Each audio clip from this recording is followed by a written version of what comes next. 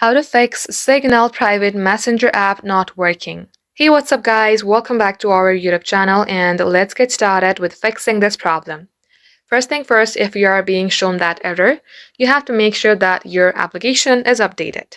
For that, head over to your Play Store or App Store, then type in Signal private messenger. If it shows update, tap on update and update your app. If it shows open, leave this as it is and head over to your settings. Scroll all the way below, then tap on Apps. Type in Signal. Tap on Signal and then at this section under Usage, you will see Storage. Tap it, clear the cache, and also clear the data.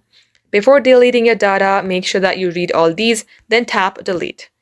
Once done, come back onto App Info page. Tap on Set as Default and toggle this button. Once done, tap on Force Stop, then OK. Once you do all this, restart your device, get logged into your Signal app, and this shall work. Thank you all for watching, and we will catch you up in our next upload.